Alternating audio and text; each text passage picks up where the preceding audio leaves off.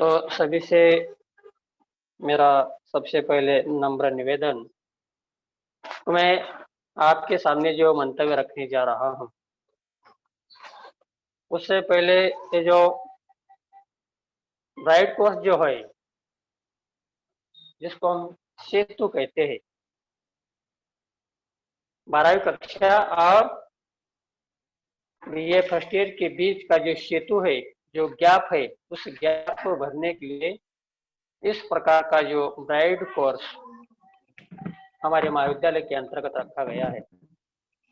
और इस bright course का उद्देश्य उसी प्रकार का है कि छात्रों को, सभी छात्रों को, भले ही किसी का बीए के अंतर्गत हिंदी हो या न हो, अंग्रेजी हो या न हो, या उर्दू हो या न हो, लेकिन उस लैंग्वेज की या हर सोशल साइंस के सब्जेक्ट की हमें आम तौर पर सामान्य परिचय होना आवश्यक होता है। इसीलिए हमारे ब्राइट कोर्स के जो कोऑर्डिनेटर है, प्राध्यापक गंभीर सर जी, इन्होंने बहुत ही अच्छे तरीके से ये ब्राइट कोर्स को हैंडल कर रहे हैं और जिनके मार्गदर्शन के अंतर्गत ये ब्राइट कोर्स चल रहा है, वो हमारे महाविद्यालय के सम्माननीय प्राचार्य डॉक्टर जेडी गिराधर सर और ऑनलाइन जुड़े हुए हमारे महाविद्यालय के सभी विद्वत्तजन और ऑनलाइन जुड़े हुए सभी छात्र, इन सभी को सबसे पहले सुप्रभात। इस दिन की मंगल शुभकामनाएं मैं आपको देता हूं और मैं आपके सामने हिंदी का जो साहित्य है, इस साहित्य के संदर्भ में कुछ मंतव्य रखने का मैं प्रयास करूंगा। कल के पीढ़ी के अंतर्गत डॉक्टर सैयद एएफ सर जी ने हिंदी भाषा की उत्पत्ति किस प्रकार से हुई थी, उस उत्पत्ति के संदर्भ में उन्होंने पूरी मालूमात, पूरे ब्यौरे के साथ आपके सामने संक्षिप्त में रखने का प्रयास किया था। मैं हिंदी भाषा की उत्पत्ति किस प्रकार से हुई है, इसके संदर्भ में तो मैं आपको बताऊंगा नहीं, लेकिन उससे पहले मैं आपको ये जानना चाहूंगा, आपसे मैं ये बताना चाहूंगा कि 12वीं कक्षा के अंतर्गत हिंदी का आपने अध्ययन किस प्रकार से किया था। ज्यादातर गद्य और पद्य या ज्यादा से ज्यादा लेटर, एक तो आपको 12वीं के अंतर्गत कविताएं हो सकती है या कहानी हो सकती है, यानी पद्य और गद्य दोनों साहित्य का आपने 12वीं के अंतर्गत अध्ययन अध्यापन आपने किया है। कविता किस प्रकार की होती है, कविता के क्या तत्व होते हैं, कविता में किन किन तत्वों का मिलाप कविता के अंतर्गत होता है, कहानी के अंतर्गत कहानी किस प्रकार की होती है, कहानी के तत्व क्या होते हैं और कितने पात्रों के बाद, यानी कितने पात्रों के पात्र होने के बाद कहानी बनती है, कहानी का उद्देश्य क्या होता है। हर एक कहानी का, हर एक साहित्य का अपना अपना अलग प्रकार का उद्देश्य होता है। इसको आपने 12वीं कक्षा के अंतर्गत तो पढ़ लिया है। आपका पैटर्न भी 12वीं का अलग प्रकार का होता है और बीए का पैटर्न अलग प्रकार का होता है।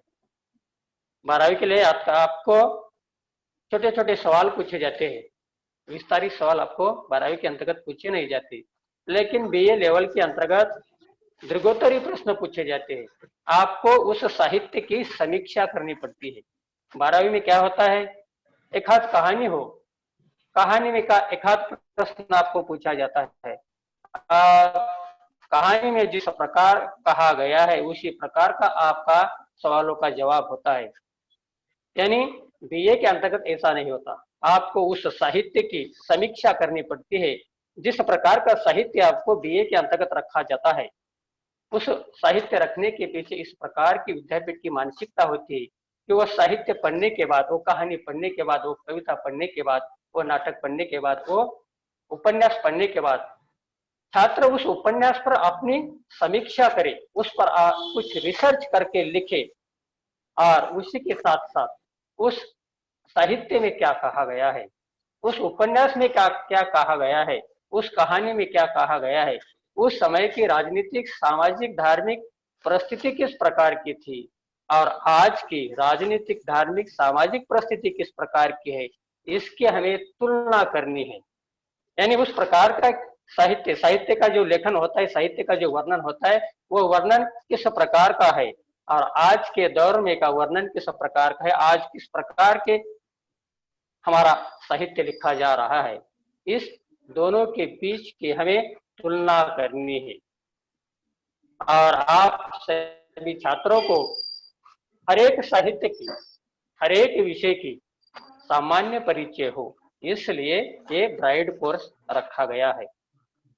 कल भाषा की उत्पत्ति के संदर्भ में तो आपको बताया गया है, लेकिन मैं आज आपको हिंदी साहित्य का जो इतिहास है, उस इतिहास के बारे में का संक्षिप्त परिचय मैं आपको देना चाहूंगा। हिंदी साहित्य का इतिहास पढ़ाने के लिए कम से कम 150-200 पेज लगेंगे, लेकिन चार हिंदी साहित्य का इतिहास जो है, ये इतिहास 4 कालखंडों के अंतर्गत विभाजित किया गया है और उस इतिहास को मैं आपके सामने संक्षिप्त में रखने का प्रयास करूंगा। तो जो हमारा हिंदी साहित्य जो है, हिंदी साहित्य के जो इतिहास है, उस इतिहास के अंतर्गत जो हमारा पहला कालखंड आता है, वो पहला कालखंड कौन सा है? आदिकाल नाम का पहला कालखंड है। उस कालखंड को एक दूसरा नाम दिया गया है, वीर गाथा काल या वीर गाथा काल भी कहा जाता है, लेकिन आम तौर पर हमारे हिंदी साहित्य के इतिहास के अंतर्गत जो पहला कालखंड है, उस पहले कालखंड को हम कहते हैं आदिकाल कहते हैं।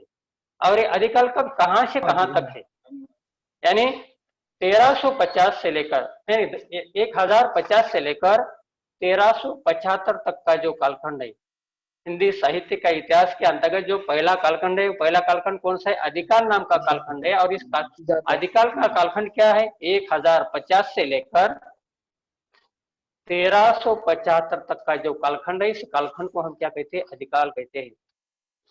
और इस आदिकाल के अंतर्गत किस प्रकार का साहित्य सृजन किया जा रहा था, किस प्रकार की राजनीतिक परिस्थिति थी, किस प्रकार की सामाजिक परिस्थिति थी, किस प्रकार की धार्मिक परिस्थिति थी, किस प्रकार की साहित्यिक परिस्थिति थी, इस पर हम संक्षिप्त में नजर डालने का प्रयास करेंगे।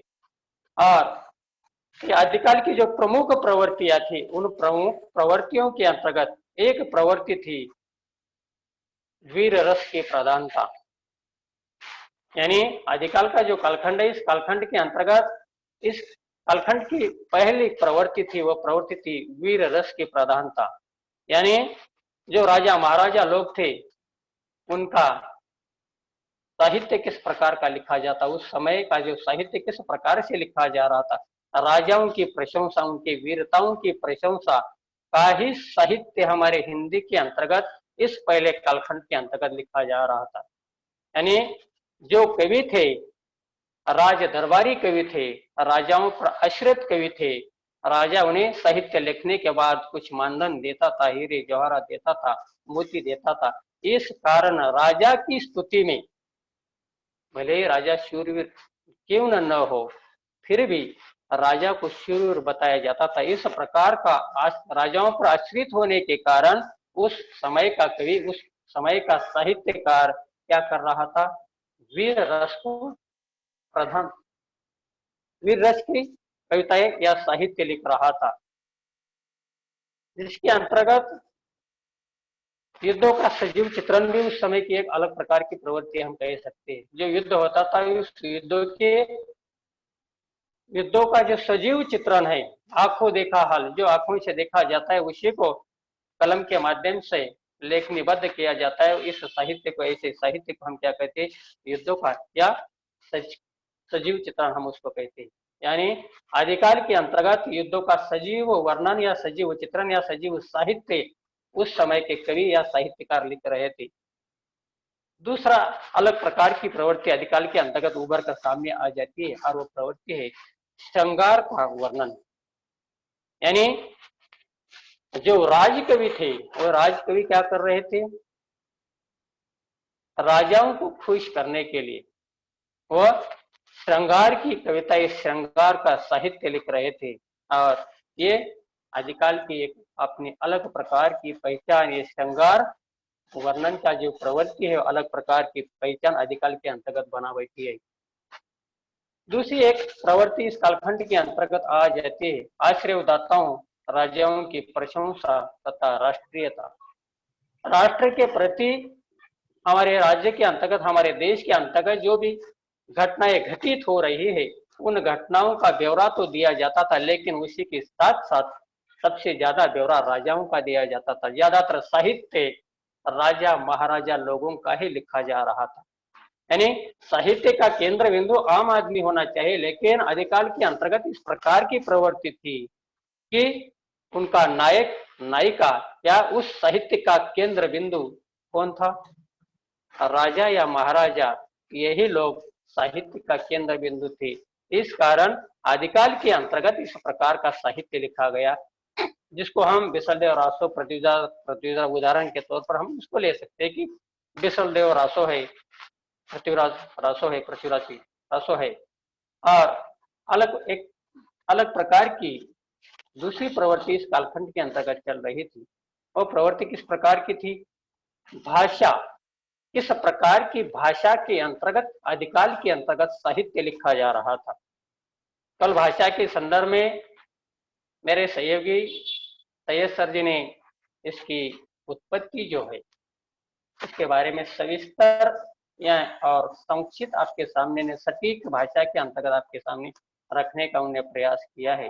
फिर भी आदिकाल की जो भाषा थी, आदिकाल की भाषा इस प्रकार की थी कि पहले अपभ्रंश के अंतर्गत साहित्य लिखा जा रहा था। उसी के साथ साथ कुछ प्रदेशों के अंतर्गत डिंगल भाषा में भी साहित्य लिखा जा रहा था। और कुछ प्रदेशों के अंतर्गत खड़ी बोली, कुछ प्रदेशों के अंतर्गत ब्रज भाषा और कुछ प्रदेशों के अंतर्गत मैथिली भाषा के अंतर्गत साहित्य लिखा जा रहा था। यानी तकरीबन कुल मिलाकर 5 भाषाओं के अंतर्गत आदिकाल का साहित्य लिखा जा रहा था। और वो साहित्य किस प्रकार का था? एक तो राजा महाराजाओं के संदर्भ में उनकी वीरता का हो या श्रृंगार का हो, उनके ही गुणगान का साहित्य इस आदिकाल के अंतर्गत लिखा जा रहा था। और आदिकाल की इस प्रकार की जो प्रवृत्तियां है, प्रमुख प्रवृत्तियां, और भी बहुत सारी प्रवृत्ति आदिकाल के अंतर्गत है, लेकिन मैंने कुछ 5-6 प्रवृत्ति को आपके सामने संक्षिप्त में रखने का मैंने प्रयास किया है। और दूसरा कालखंड हमारे हिंदी साहित्य के अंतर्गत आ जाता है। पहला कालखंड मैंने बताया आदिकाल, पहले कालखंड का नाम आदिकाल है और उसका समय 1050 से लेकर 1375 तक का यह समय है, आदिकाल का समय है। दूसरा कालखंड हमारे हिंदी साहित्य के अंतर्गत आ जाता है, उसका नाम है भक्तिकाल। भक्तिकाल का कालखंड क्या है? यानी 1375 से लेकर 1700 तक का जो कालखंड है, इस कालखंड को हम क्या कहते हैं? भक्तिकाल कहते हैं। नाम भी उसी प्रकार का इस कालखंड को दिया गया है कि भक्तिकाल। इस 1375 से लेकर 1700 तक का जो कालखंड है, इस कालखंड के अंतर्गत पूरे देश में भक्ति की लहर उठी थी। और इस कालखंड के अंतर्गत सभी संतों ने समाज को सुधारने का प्रयास अपनी वाणी के माध्यम से, किसी ने दोहे के माध्यम से किया है, किसी ने बरवे के माध्यम से किया है, और समाज को सुधारने का प्रयास इस कालखंड के अंतर्गत हुआ है। इसीलिए इस कालखंड को भक्तिकाल भी कहते हैं। और इस कालखंड में अलग अलग प्रकार की ये जो भक्ति काल है, इस भक्ति काल में अलग अलग प्रकार की भक्ति की धाराएं प्रवाहित हो जाती है। एक धारा इस प्रकार की है, निर्गुण भक्ति और सगुण भक्ति, 2 ही धाराएं प्रमुख इस भक्ति काल के अंतर्गत थी। वो धारा थी निर्गुण भक्ति और दूसरी धारा थी सगुण भक्ति धारा। निर्गुण भक्ति धारा के संदर्भ में की थोड़ी सी जानकारी हम ले लेंगे। निर्गुण भक्ति धारा, निर्गुण निराकार जिस ईश्वर को हम मानते हैं उसको हम निर्गुण कहते हैं। ना किसी की हम मूर्ति पूजा करते हैं, ना ईश्वर होता है, सिर्फ मानते हैं। इस प्रकार की जो साहित्य धारा होती है, जो इस प्रकार की भक्ति होती है, उस भक्ति को हम निर्गुण भक्ति कहते हैं। और इस निर्गुण भक्ति के अंतर्गत 2 शाखाएं फिर और है। भक्ति काल के अंतर्गत 2 शाखाएं, एक निर्गुण भक्ति, दूसरी सगुण भक्ति। और निर्गुण भक्ति के अंतर्गत उसकी 2 शाखाएं और है, और वो शाखाएं है ज्ञान श्रेय शाखा और प्रेमाश्रेय शाखा। ज्ञान श्रेय शाखा के प्रमुख कवि के रूप में भक्तिकाल के अंतर्गत जिसका नाम लेते हैं, बड़े आदर के साथ हम उसका नाम लेते हैं, उन्होंने समाज के हर एक पहलू को उन्होंने अपने दोहों के माध्यम से फटकारा है। और वो नाम है महात्मा कबीरदास जी का नाम है। और बच्चों को ये भी जानकारी होनी चाहिए कि हमारे देश के अंतर्गत कितने महात्मा हुए हैं। तकरीबन 4 महात्मा हुए, जिसके अंतर्गत महात्मा कबीरदास जी भी एक है। महात्मा गांधी है, महात्मा कबीरदास जी है, महात्मा फुले है और महात्मा बसवेश्वर। ये 4 महात्मा हमारे भारत देश के अंतर्गत आज तक हुए हैं। उनमें से एक महात्मा भक्तिकाल के अंतर्गत थे, जिनका नाम था महात्मा कबीरदास जी, और उनकी धारा थी ज्ञान श्री धारा। और इसी निर्गुण भक्ति के अंतर्गत दूसरी धारा थी, उसका नाम है प्रेमाश्री धारा, और इसके लेखक रहे मोहम्मद मलिक जायसी, जिसका पद्मावत नाम का ग्रंथ बहुत ही प्रसिद्ध रहा है। और इस भक्ति काल के अंतर्गत निर्गुण धारा की तो बात यहाँ पर है, लेकिन उसी के साथ साथ दूसरी धारा भी यहाँ प्रवाहित होती हुई नजर आ रही है, और वो धारा है सगुण भक्ति धारा। सगुण भक्ति धारा यानी क्या, जिसको मूर्ति पूजा कहते हैं, ईश्वर को मानना, मंदिर में जाकर पूजा अर्चना करना, इस प्रकार की जो भी विधि होती है, जो भी भक्ति होती है, उस भक्ति को हम क्या कहते हैं, सगुण भक्ति कहते हैं। और इस सगुण भक्ति के अंतर्गत 2 धाराएं उसके बीच प्रवाहित थी, और वो धारा थी कृष्ण भक्ति शाखा और राम भक्ति शाखा। कृष्ण भक्ति शाखा के प्रमुख कवि के रूप में सूरदास जी का नाम हम लेते हैं, बड़े आदर के साथ सूरदास जी का नाम लिया जाता है। और राम भक्ति शाखा के अंतर्गत तुलसीदास जी का नाम बड़े आदर के साथ लिया जाता है, जिन्होंने रामचरितमानस की निर्मित की। यानी भक्ति काल क्या सिखाता है हमें, भक्ति काल हमें ये सिखाता है कि आम आदमी की प्रगति हो, आम आदमी अच्छी राह पर चले, आम आदमी का कल्याण हो, इस प्रकार की भावना, इस प्रकार का साहित्य इस कालखंड के अंतर्गत लिखा गया है। इसीलिए इस कालखंड को हम कहते हैं भक्ति काल कहते हैं, और इस कालखंड को हम स्वर्ण युग भी कहते हैं। हमारे हिंदी साहित्य का स्वर्ण युग भी हम इसे कहते हैं, और इसको हम भक्ति काल भी कहते हैं। तो ये जो निर्गुण भक्ति धारा है, जो कबीरदास जी रहे, कबीरदास जी ने समाज के हर पहलुओं को बड़ी कठोरता के साथ उन्होंने प्रहार किया है। समाज के हर एक कोने को उन्होंने अपने दोहों के माध्यम से छुआ है। किसी को भी उन्होंने किसी जातीय धर्म पंथ या वैश्य को उन्होंने छोड़ा नहीं है। और कबीरदास जी कहते भी है, जात न पूछो साधु की, पूछ लीजिए ज्ञान, मोल करो तलवार का, पड़ा रहने दो म्यान। कबीरदास जी अपने दोह के माध्यम से समाज में जो लोग थे, उन लोगों पर या समाज के अंतर्गत रहने वाली जितनी भी जनजातियां थी, उन जनजातियों पर उन्होंने अपने दोह के माध्यम से प्रहार करने का प्रयास किया। उन्होंने समाज में जो अंधश्रद्धाएं थी, उन अंधश्रद्धाओं पर उन्हें तीखा प्रहार उन्होंने अपने दोहों के माध्यम से किया है। यानी भक्ति काल के अंतर्गत, निर्गुण भक्ति धारा के अंतर्गत महात्मा कबीरदास जी का नाम बड़े आदर के साथ लिया जाता है।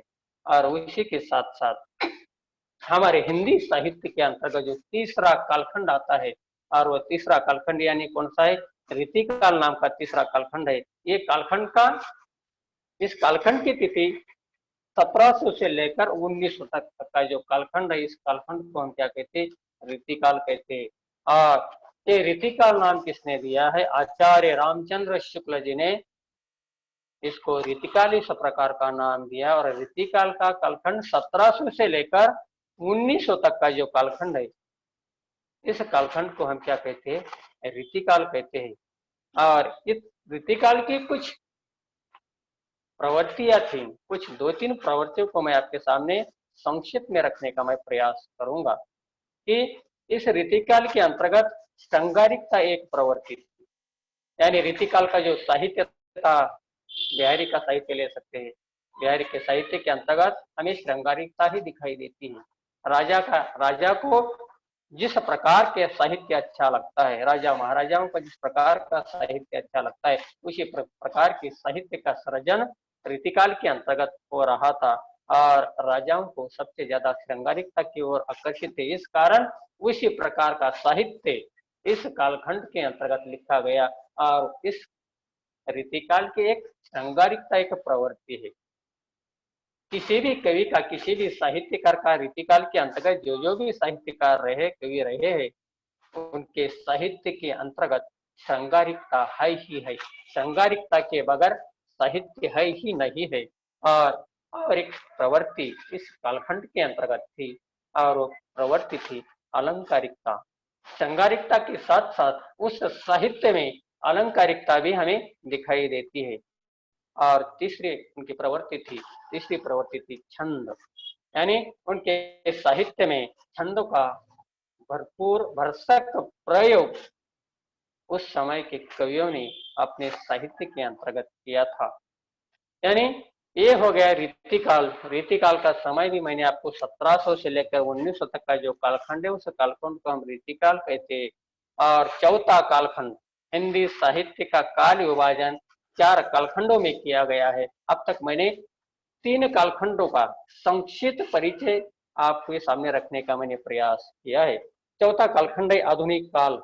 इस कालखंड को हम क्या कहते हैं? आधुनिक काल कहते हैं। और इसका समय है 1900 से लेकर 2021 तक या 2021 तक का जो कालखंड है, इस कालखंड को हम क्या कहते हैं? आधुनिक काल हम कहते हैं। और इस आधुनिक काल के अंतर्गत हमारे हिंदी साहित्य में, आधुनिक काल के अंतर्गत हिंदी साहित्य में भी अलग अलग प्रकार के युग है। और वो युग किस प्रकार के, उसको भी मैं आपके सामने रखने का मैं प्रयास करूंगा। तो उनमें आदिकाल के अंतर्गत भारतेंदु युग कहा जाता है। पहला आधुनिक काल के अंतर्गत एक पहला युग है।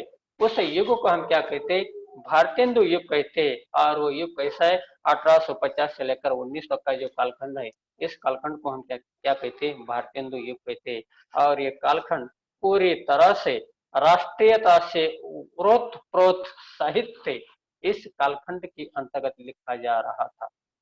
और इसका कालखंड 1850 से लेकर 1900 तक का जो कालखंड है, इस कालखंड को हम क्या कहते हैं?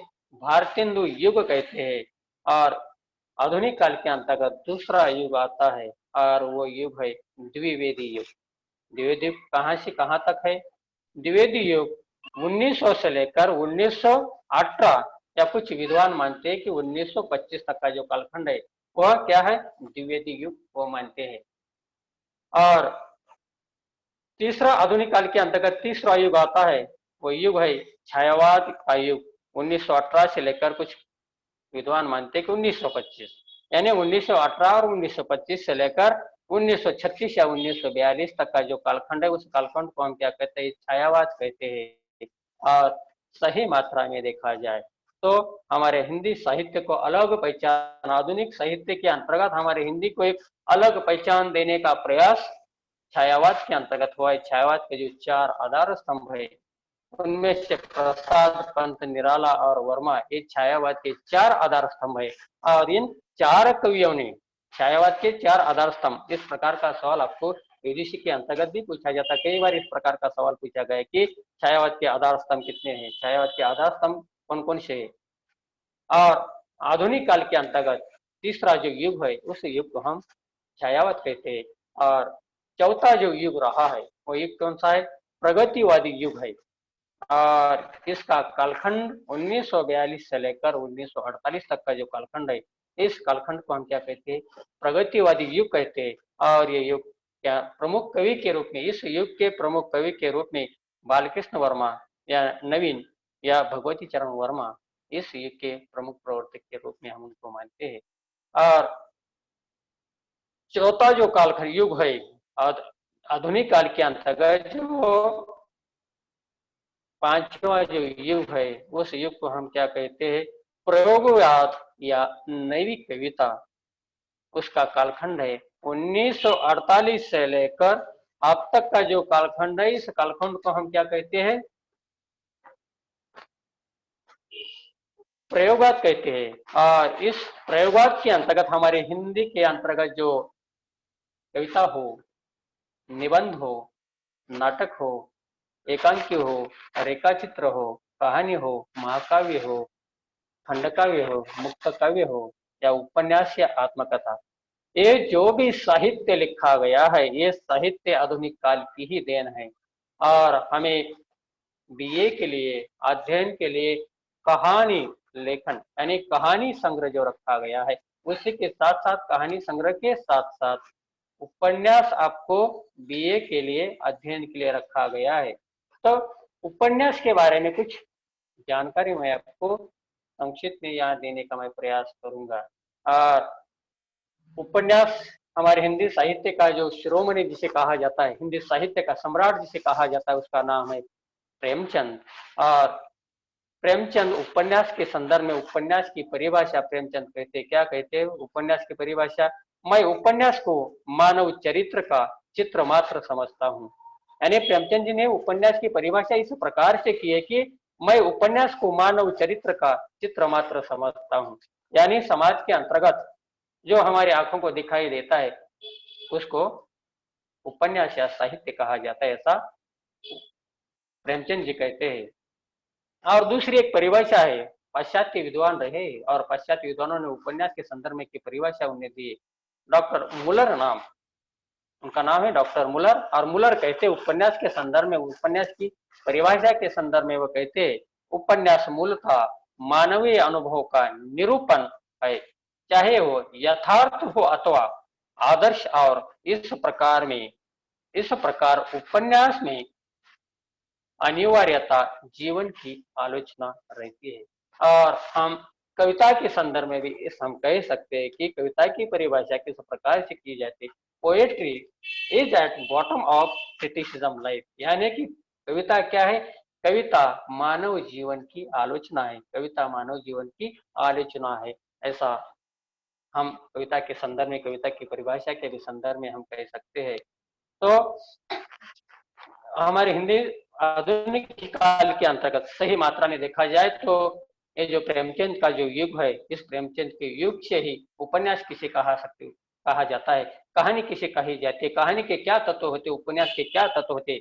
और सही रूप में देखा जाए तो प्रेमचंद के कालखंड के अंतर्गत यानी आधुनिक काल के अंतर्गत ही सही रूप से देखा जाए तो कहानी जिन जिन तत्वों के अंतर्गत लिखी जानी चाहिए वो पूरे के पूरे तत्व इस आधुनिक काल के अंतर्गत की कहानियों में हमें देखने को मिलते हैं। और उपन्यास के पूरे तत्वों को उन्होंने प्रेमचंद जी का जो कालखंड है, इस कालखंड से लेकर आज तक उपन्यासों के जो तत्व होते हैं उन तत्वों को लेकर उपन्यास लिखे गए हैं। और ये जो हमारे हिंदी साहित्य का जो संक्षिप्त इतिहास मैंने आपके सामने रखने का मैंने प्रयास किया है। तो मैं हिंदी के संदर्भ में कुछ कहना चाहूंगा, सिर्फ 2 मिनट के अंतर्गत कुछ कहना चाहूंगा और उसके बाद आपके कुछ सवाल हो और या आपको कुछ मुझे कहना है इसके बारे में आपको मैं समय दे दूंगा। तो हिंदी के संदर्भ में हम कह सकते हैं कि हिंदी क्या है। हिंदी हिंदी के संदर्भ में मैं कहना चाहता हूँ हिंदी क्या है। हमारी हिंदुस्तान की शान है हिंदी, हर भारतीय का सम्मान है हिंदी। हिंदुस्तान की शान है हिंदी, हर भारतीय का सम्मान है हिंदी। माँ की ममता है हिंदी, पिता की छाया है हिंदी। माँ की ममता है हिंदी, पिता की छाया है हिंदी। हिंदुस्तान की पहचान है हिंदी, भारत माँ की शान है हिंदी। हिंदुस्तान की पहचान है हिंदी, भारत माँ की शान है हिंदी। शहीद वीर सपूतों की भूमि है हिंदी, शहीद वीर सपूतों की भूमि है हिंदी। हर भारतीयों का आधार है हिंदी, हर भारतीयों का आधार है हिंदी। हिंदुस्तान की शक्ति है हिंदी, हिंदुस्तान की शक्ति है हिंदी। भगवान का आशीर्वाद है हिंदी, माँ की ममता है हिंदी, पिता की छाया है हिंदी। और मैंने जो हिंदी साहित्य का जो इतिहास है बहुत ही लंबा चौड़ा इतिहास रहा है, उस इतिहास को मैंने आपके सामने संक्षिप्त में आपके सामने रखने का मैंने प्रयास किया है। तो जिन जो बच्चों को इसके संदर्भ में कुछ सवाल पूछने हैं तो बच्चे इसके संदर्भ में सवाल पूछ सकते हैं।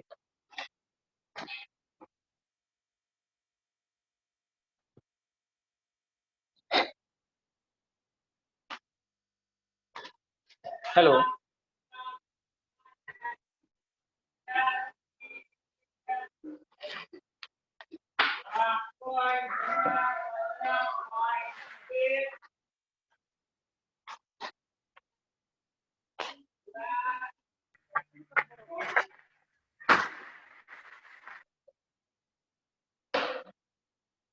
हेलो। पूछिए, किसी को कोई इसके संदर्भ में कुछ सवाल पूछना हो, हिंदी साहित्य के संदर्भ में किसी को आपको सवाल पूछना हो तो आप सवाल पूछ सकते हैं। आपके लिए तकरीबन 8 मिनट 7 मिनट का अवधि आपके पास है।